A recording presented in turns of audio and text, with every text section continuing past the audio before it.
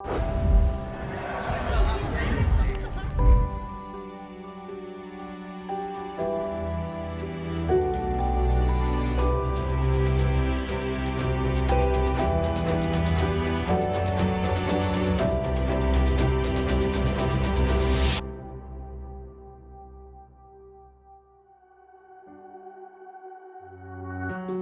have always been interested in the intersection between the mind and the body, and had worked for many, many years with foster kids who, as a result of their trauma, had both issues physiologically but also mentally. Homeless people have a similar issue, right? There's obviously a trauma involved, but there's also, for that 30%, a psychiatric, a medical component.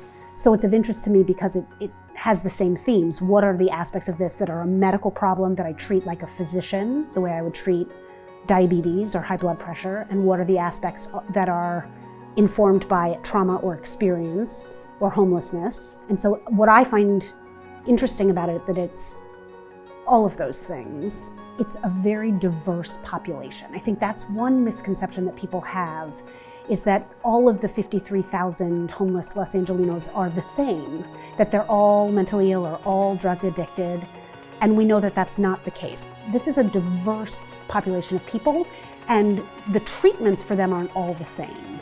I think when somebody's been on the street for a long time and their brain has not had intervention, it can seem hopeless. But if I can get them into the hospital and get them on a medication that they respond well to, I can cure them or put their symptoms in remission. Substance abuse is a harder thing to treat because it really requires both a medical and a psychological intervention. But this idea that this is an untreatable, hopeless population or situation is not accurate.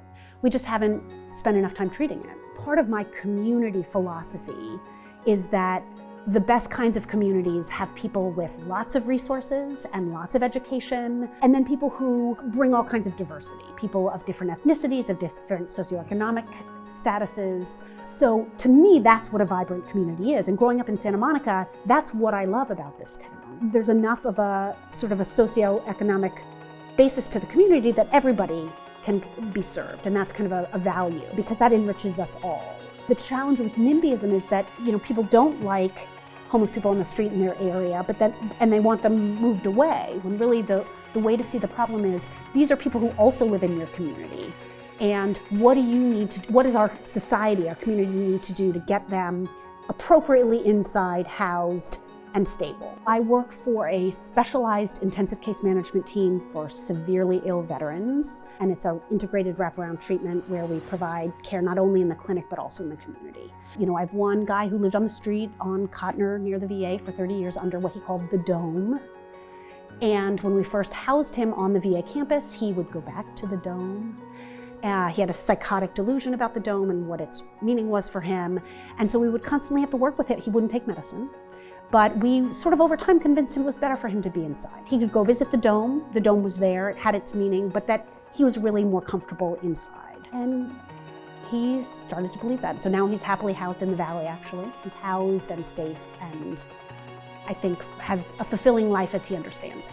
Looking at homelessness is understanding that some of these people have a medical illness, just like a patient with cancer, and they deserve the same level of resources and concern and ethical treatment as somebody with a somatic illness.